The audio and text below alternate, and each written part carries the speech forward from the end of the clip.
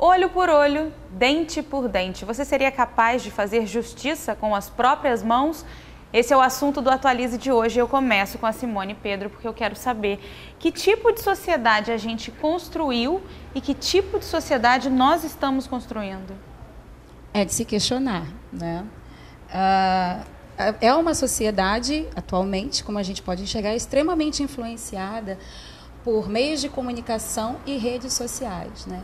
Se você prestar atenção, sutilmente, a violência ela vem sendo veiculada em praticamente todos os meios de comunicação, em praticamente toda a programação de TV, as músicas, né? Não é apenas uma concepção moralista, né? Mas também é um fato, né? A própria linguagem cinematográfica, né? Ela exige um pouco uma velocidade, mas não uma velocidade que nos desperte para refletir. Uma velocidade que consiga atingir aliviar um pouco as nossas mazelas, né? As nossas inquietudes, as nossas angústias, né? Diárias, né?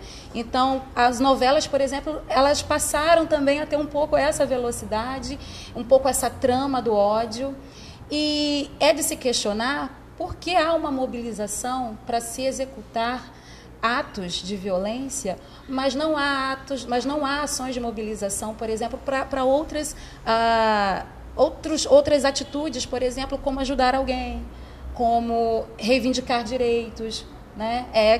Esse é o questionamento que a gente faz. Então, na verdade, é uma exacerbação de toda uma forma de pensar que a sociedade tem, e é isso que nos assusta, né? Na verdade, é um grito que a sociedade vem dando de como ela pensa, de como ela se sente, né?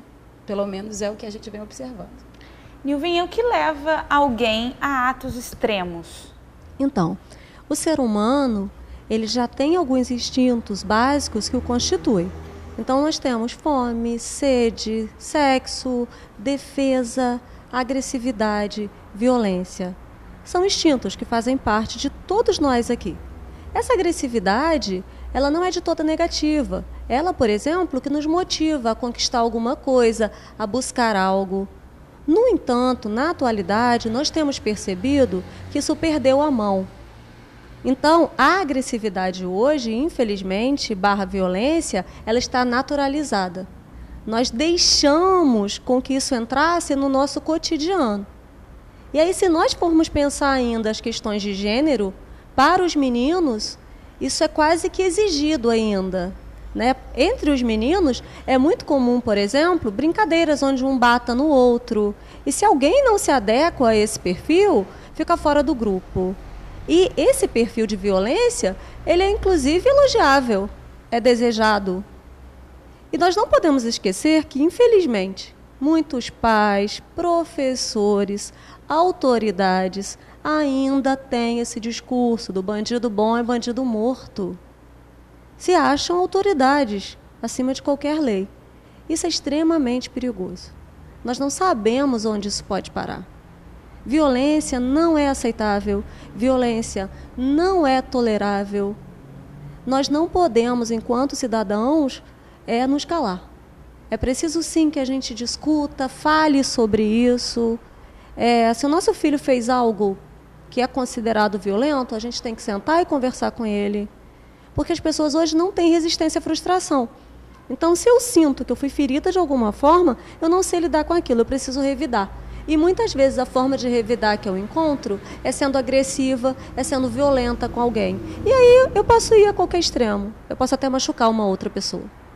A gente teve um caso recente de um homem que assaltou um senhor, né, acho que roubou a bicicleta, e a partir daí um tatuador tatuou uma frase na testa desse homem. Eu queria saber a opinião de vocês em relação a isso. Por que foi feito depois uma vaquinha na internet para que fosse retirada essa tatuagem da cabeça desse homem? Enfim, estou levantando essa questão e eu queria ouvir a opinião de vocês. Então, eu vi uma frase, Bárbara, a esse respeito, né?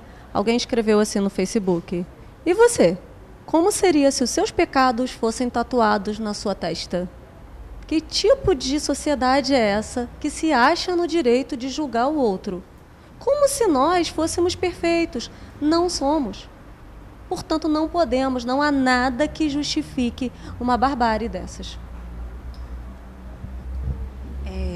Essa frase que a Amanda abriu o programa, do olho por olho, dente por dente, é um dos primeiros códigos escritos que se tem notícia na nossa sociedade, né? Vem do Código de Hammurabi, de 1840 a.C., na Babilônia.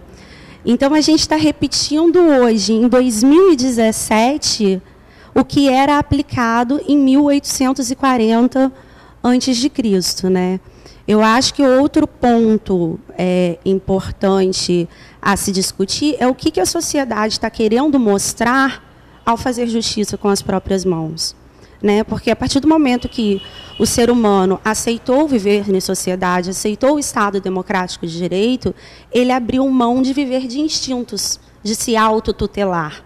Hoje, quem nos tutela é o Estado, através do executivo, legislativo e do judiciário. Ele é quem diz, né, o poder do Estado é quem diz os direitos.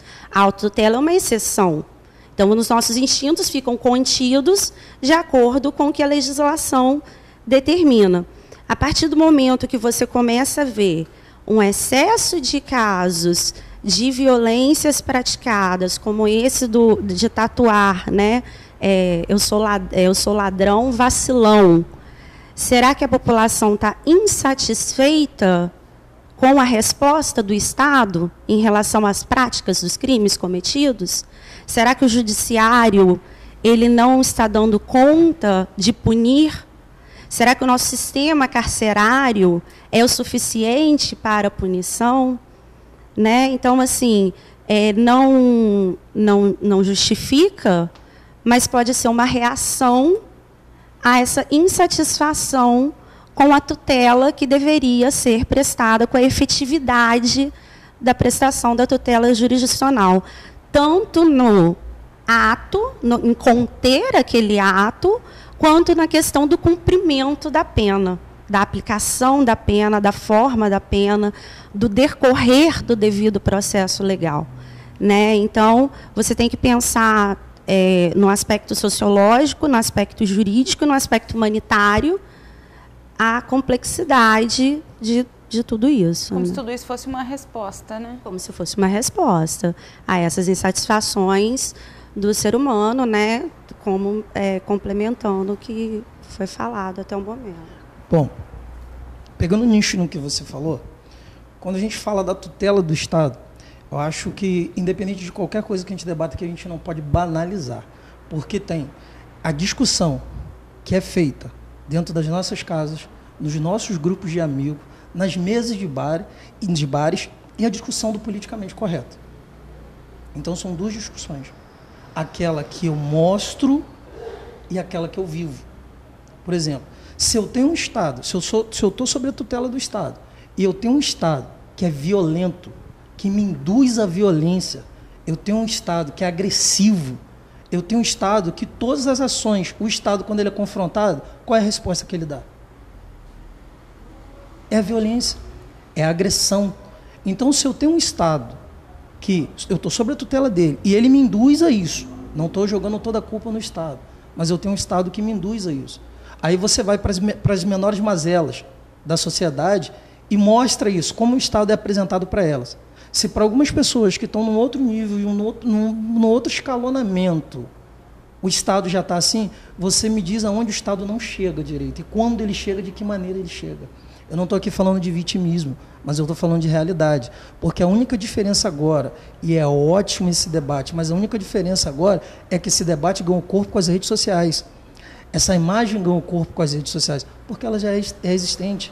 E em uma esfera muito maior, porque hoje há uma seletividade da mídia não em toda, mas da grande maioria, do que eu quero apresentar, do que é vendável. Qual tipo de violência é vendável? Porque se você olhar, você vai ver sempre esses autos cometidos com pessoas entre 15 e 30 anos. Pessoas de menor potencial financeiro, pessoas que estão, na maioria, não estou aqui com a questão do vitimismo, negros, pobres, pessoas que estão desempregadas, pessoas que estão empregadas, mas com um baixo salário comparado ao mesmo cargo ou função que ela faz de qualquer outro dentro da empresa.